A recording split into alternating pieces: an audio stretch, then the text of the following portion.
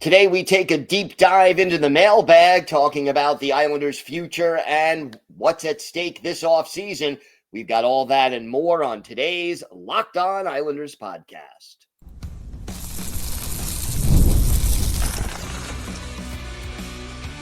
Your Locked On Islanders, your daily podcast on the New York Islanders. Part of the Locked On Podcast Network, your team every day. Welcome, everybody, to the Thursday edition of the Locked On Islanders podcast, part of the Locked On Podcast Network, your team every day. I want to thank everyone who makes Locked On Islanders your first listen every day. Don't forget to subscribe on YouTube or wherever you listen to podcasts so you get new episodes as soon as they drop. This episode is brought to you by the Amazon Fire TV Stick 4K. Turn any TV into your Xbox, no console needed. Head to Amazon.com/Fire TV Locked On to learn more. I'm Gil Martin. I've been covering the New York Islanders for almost 2 decades, and I wrote the book Ice Wars on the history of the Islanders' rivalry with the Rangers from 1972 to the modern era. I'm so glad you were able to join us today and talk a little Islanders hockey. And it is a busy, busy time of year for the Islanders. This is going to be the most consequential offseason in at least 7 years and probably a lot more for this franchise. And we're going to take a deep dive into the mailbag a little bit later on in the show. But first, I wanted to talk a little bit about how close this team is to getting back into the playoffs and how much continuity should this team be looking at as we get closer to hiring a new general manager, possibly also a different person as president, and then those people deciding the future of Patrick Waugh. So there's a lot of open-ended questions on the table, and I think it helps to start by looking at where are we right now with this team. And here's the deal. The way the Islanders were constructed under Lou Lamoriello, I think there is pretty clear evidence that the ceiling for the team that Lou put together over the last 4 years, which is a pretty large sample size in the sports world in this day and age with free agency and, the turnover on rosters. The ceiling for the Islanders over the last 4 years was barely getting into the playoffs as either a wild card or as the third seed in the Metro, which is what they technically did last year, and then losing in the first round of the playoffs. That is, if everything goes right, if they go on enough hot streaks, finish strong, stay relatively healthy, that seems to be the ceiling.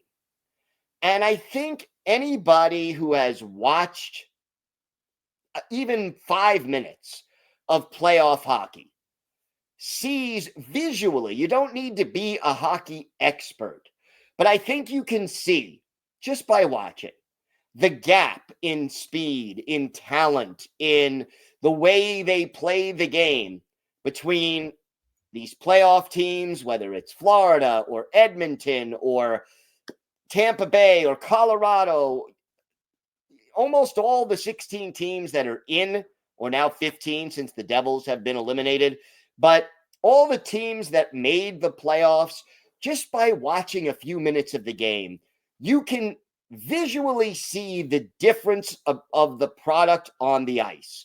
And that difference is essentially the gap that the Islanders need to overcome in order to compete. Okay?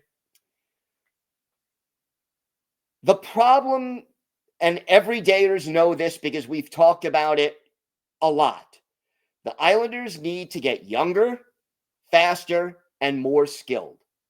They also need to add a little more physicality. We didn't see enough of that this year. Not that I want them to goon it up, but I do want them to stick up for each other and to set the tempo that they're not going to be pushed around and that they can dictate the physical aspect of the game to the opposition. That's one of the things the identity line did so well for so many years. And it was lacking. But again, so you need to get younger, faster, and more skilled. Ideally, you want to take some of the players who are on bad contracts, expiring contracts, or who are not living up to their contracts, and move as many of them out as you can to build around your core. And there is a core here. If you look at the Islanders roster, obviously the core starts with Ilya Sorokin. He is one of the top 10 goalies in the league. Obviously, I think we have seen over the last 2 years, you can't overuse him. But again, you give him 50, 52 starts a year, 55 tops, I think, spacing them out well. I think Sorokin can deliver a playoff quality, good enough goaltending, let's say, to get a team into the playoffs. You then have guys like Bo Horvat, Mathew Barzal. They are definitely part of your core. Simon Holmstrom is up and coming and part of this core. After that, it gets a little more open to question. Noah Dobson is probably part of this core. I'm less enthused about that maybe than some people. I love Dauber's potential, but his play in his own zone has been so frustrating for so long. I'm still hesitant to say I'm ready for an 8-year commitment at $8-9 million a year. But let's even give the benefit of the doubt that Dobson could be part of this core. And Alexander Romanov could be part of this core. They're sort of in that second group of players who may or may not ultimately be part of the core, but they kind of have the potential to be. There are other players on this roster that are useful, that can help the team win, but may not be part of the core. And again, is Anders Lee still part of the core? Is J.G. Pageau? I would say no at this point. Ryan Polak and Adam Pelech, probably not part of the core, although I hope one of them at least stays on the island. So if you have 4 or 5 players who are definitely part of your core and another 2 or 3 that are worth keeping around for the time being, how much continuity do you need? And I think if you look at it, the first thing you want to do, as I said, get rid of some of these bad contracts, get rid of some of these older players who, even though they're still producing, if the Islanders are going to need a year or 2 to retool, they're not going to be part of that core by the time the team gets good. So you want to maximize your return on those guys. And maybe even though it may make the team take a step back in 2025, 2026, I'm open to trading guys like Anders Lee and J.G. Pageau who are on expiring contracts, whether you trade them in the offseason, whether you trade them at the trade deadline. To me, it makes more sense to let those guys go. But the thing I think that has to happen is there has to be a culture change here. Critics mentioned that this team had, quote unquote, a country club atmosphere at times under Lou Lamoriello, that there were players who were loose guys and coaches, really, but players who were considered loose guys who could play poorly and make mistakes and, turn the puck over in their own zone or go through long slumps. And they were going to be in the lineup game after game after game. And there was very little depth in the organization to challenge these guys for roster spots. Regardless of who stays and who goes, that attitude, to the extent that it did exist, has to go. Players have to know that if they perform poorly, there is someone in the press box or someone down in Bridgeport who is good enough to take their job, whether it means they get sent to the minors or put on waivers or just sent to the press box for a game or two or three, whatever the case may be. Accountability has to be returned to this organization, because too often this team just came out flat. The culture of this team seemed a little too comfortable at times, and that has to change. And then you need to rebuild your scouting and prospect pipeline. There are some guys in the pipeline now. Richie, who you just acquired in the trade, Iserman, who you drafted last year. There are players starting to come into the pipeline, but they're all a couple of years away minimum. So, with the exception maybe of Caleb Richie, let's get prospects back and develop them properly. The new GM, you want a certain amount of continuity on this roster, but you need to change the culture and set a new tone for this organization. And whether or not Patrick Waugh fits into that culture change and tone change remains to be seen.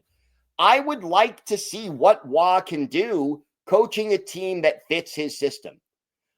Is it possible that the Islanders can put together that kind of team this year?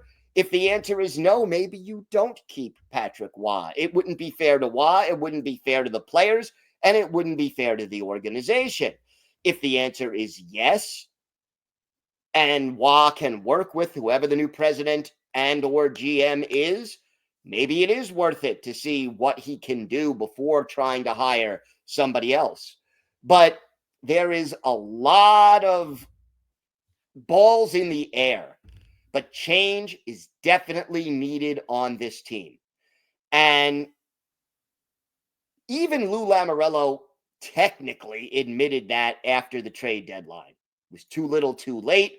It didn't match up with his actions of trying to re-sign both Palmieri and Brock Nelson, which is the opposite of change. But realistically speaking, changes need to be made.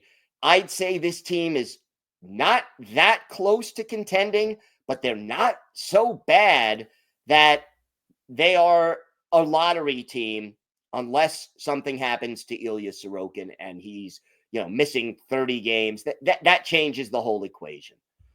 I think this team can retool on the fly, be better significantly in 2 years, but it has to be done right. And we'll see if the new GM can do that and how this all plays out.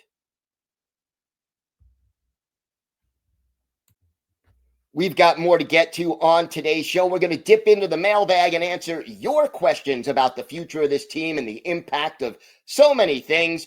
We'll do that. Plus, for our Islanders' birthday of the day, a winger, better known as a Columbus Blue Jacket and Washington Capital, who played 2 seasons with the Islanders in the late 2000 teens and had a 20-goal season with the Islanders.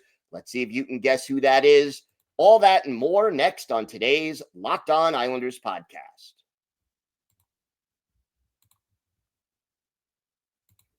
Today's episode is brought to you by Monarch Money. Ever check your bank account and wonder, where did all my money go? Between dining out, online shopping, and entertainment, it's easy to lose track. That's where Monarch Money comes in, your personal CFO, giving you full visibility and control over your finances. Monarch Money isn't just a budgeting app, it's a complete financial command center. You could track all your accounts, investments, and spending in one place, so you stop just managing your money and start building wealth. When I started using Monarch, I realized just how much I was spending on food delivery. Now I budget smarter and save more. Instead of juggling multiple apps, you can use Monarch to check your finances, track spending, and even plan long-term goals. So, take control of your finances with Monarch Money. Use code LOCKEDONNHL at monarchmoney.com for 50% off your first year. That's monarchmoney.com, code LOCKEDONNHL for half off your first year. So we're going to dip into the mailbag now, and keep in mind, if I didn't get to your question, it's not because I didn't like it. We only have a certain amount of time. I picked these 3 questions, and feel free to send in some more. We will do more mailbags over the course of the off season, obviously, mainly because we've got a little more time. This one comes from Paul. A lot of possible names mentioned for the GM position, but what do you think the Islanders could offer them other than money to be the GM when they are likely doing well wherever they currently are? Guess the opportunity to fix the mess Lou left would be interesting to some. So, Paul, first of all, thank you for the question.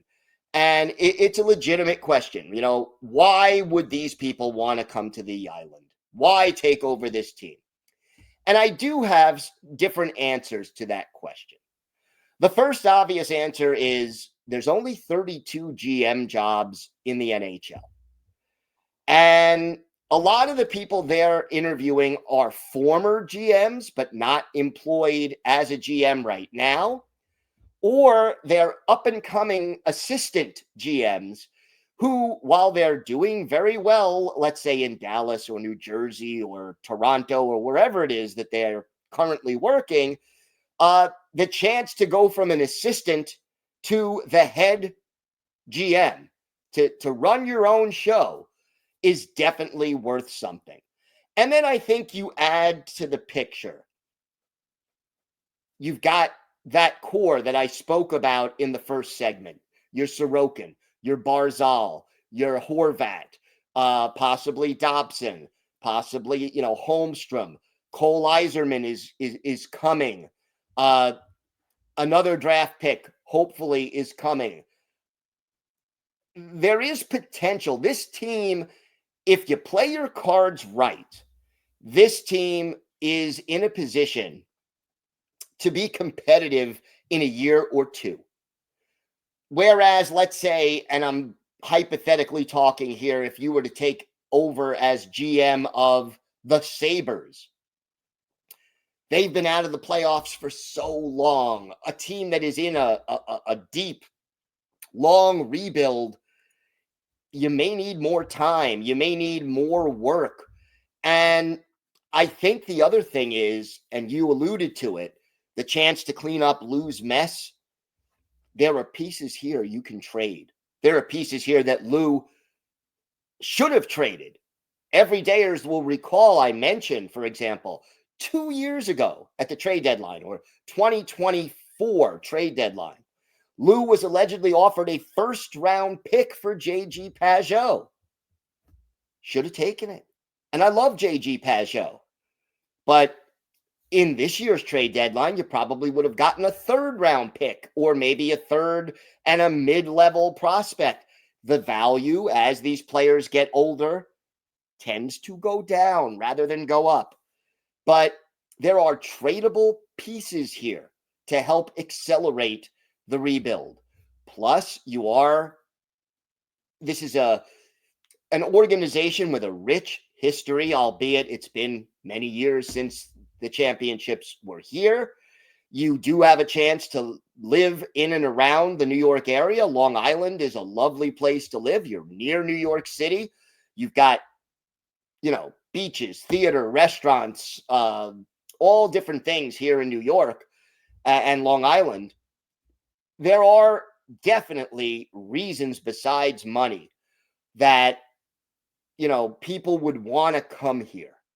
And to build on that talent, to increase it, that is certainly something that I would most definitely think a lot of candidates would welcome. So thank you very much, Paul, for that question.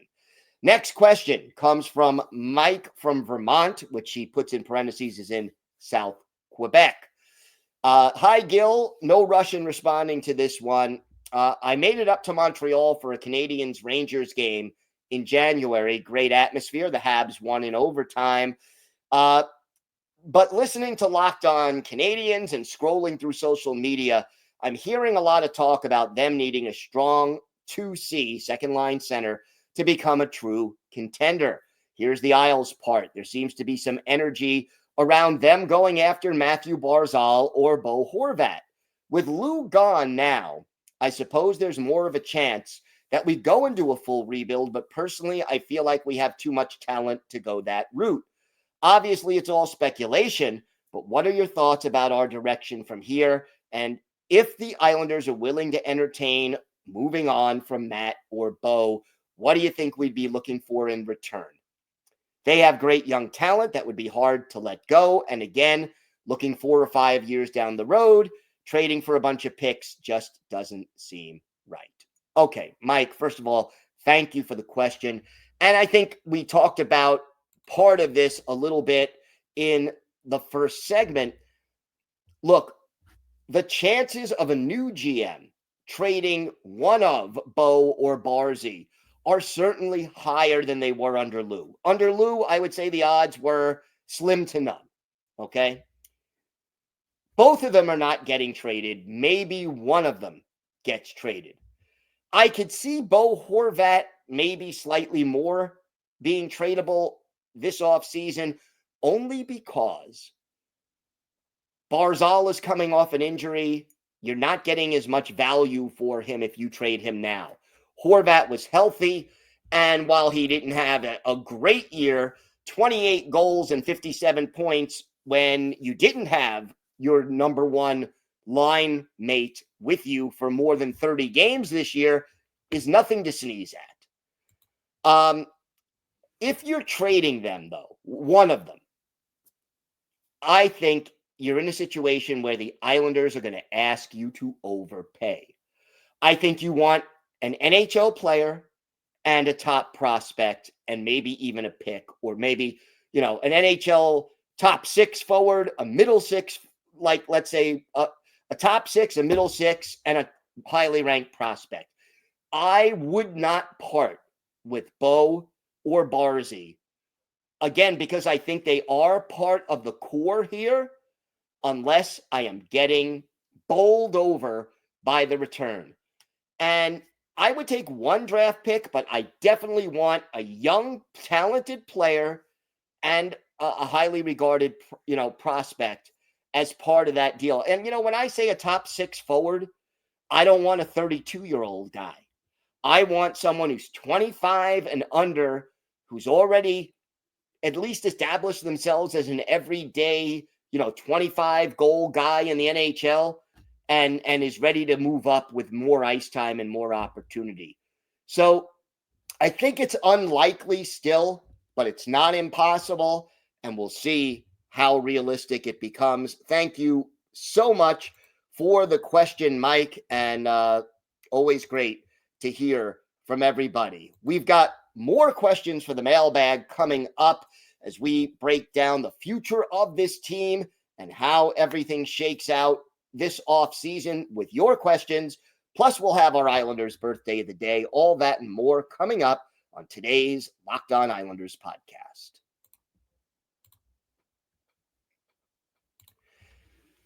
Today's episode is brought to you by Amazon Fire TV Stick 4K. Did you know your Fire TV is also an Xbox?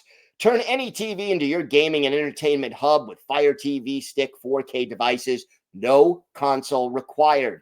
Just grab your paired controller, subscribe, or sign into the Xbox Game Pass Ultimate with EA Play included, and you're ready to go. Dive into hundreds of premium titles, including EA Sports College Football 25 to Call of Duty, as easily as you stream your favorite shows. What if you could jump into your favorite Xbox titles without needing your console in every room? It's an incredible thing. And look, how do you currently stream content? How much smoother could it be with a faster 4K ready streaming stick? Head to Amazon.com/Fire TV Locked On to get started. Xbox Game Pass Ultimate subscription and compatible controller required. It's available on select devices, including Fire TV Stick 4K 2nd Gen, Fire TV Stick 4K Max 1st and 2nd Gen, and Fire TV Cube 3rd Gen. So check it out today. The Amazon Fire TV Stick 4K.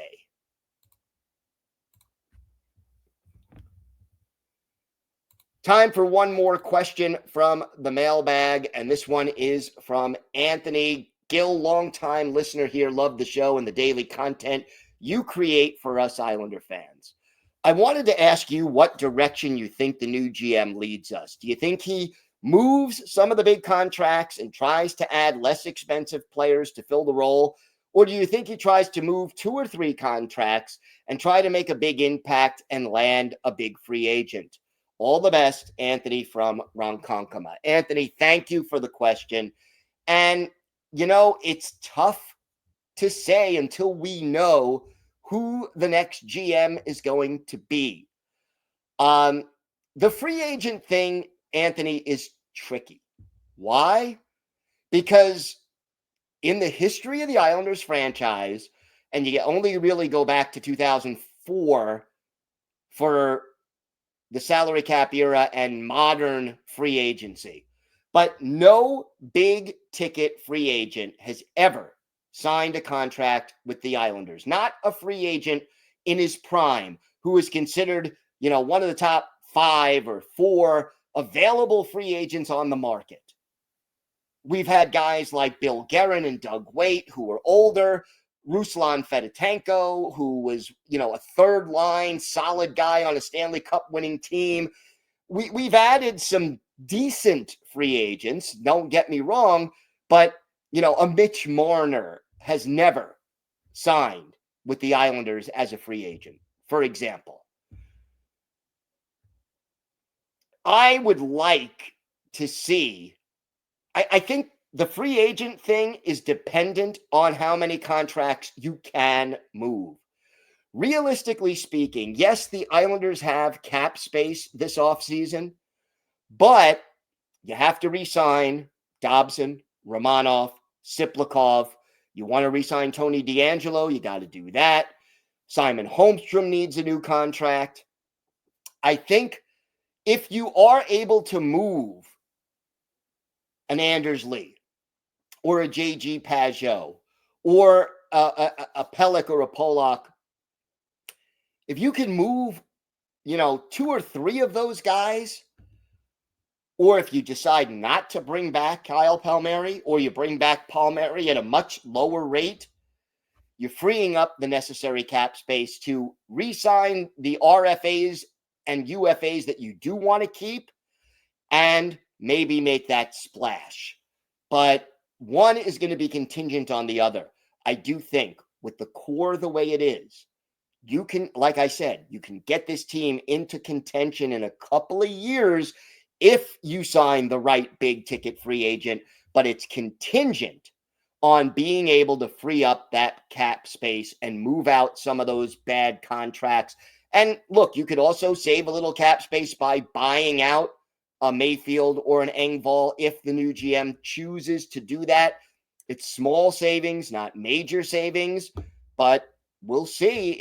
It's going to be a really, really interesting offseason on the island. All right, let's see who got today's Islanders birthday of the day, and we're a day early. Friday will be the 46th birthday of former Howard Jason Chimera, the Edmonton, Alberta native drafted by his hometown Oilers in the 5th round back in 1997, made his NHL debut in 2000-2001 for the Oilers, but really became a full-timer in 2002-2003, went on to play for Columbus and Washington before joining the Islanders for the 2016-2017 season, had 20 goals and 33 points that year.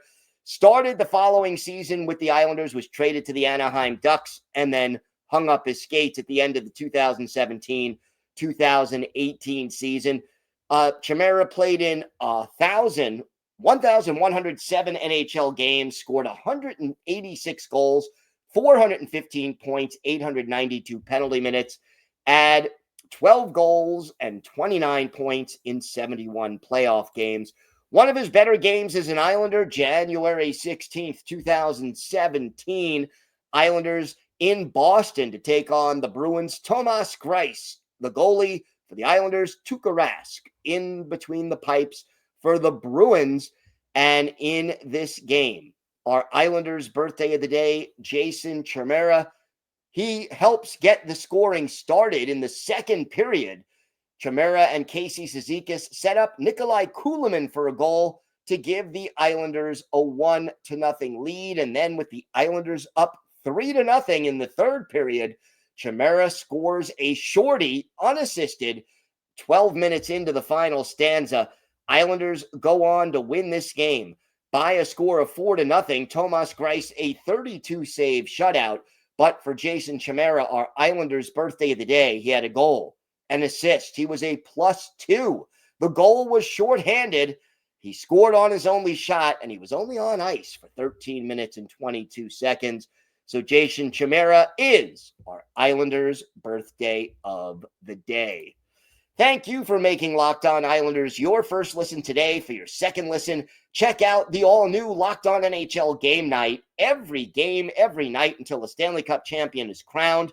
Get local analysis on a national scale. Find NHL Game Night on Locked On NHL on YouTube or wherever you listen to podcasts. It's part of the Locked On Podcast Network, your team every day. If you have a question, a comment, maybe a topic you'd like us to discuss on a future episode, shoot us an email to lockedonislanders@gmail.com. If you leave your first name and where you're from, we're happy to mention you on the show like we did today when we discuss whatever's on your mind.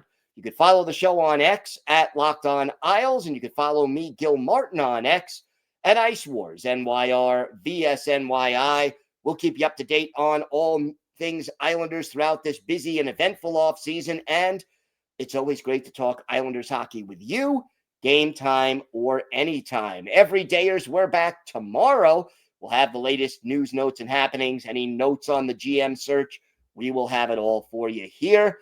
Until then, stay safe, everybody. Have a great day, and of course, let's go Islanders.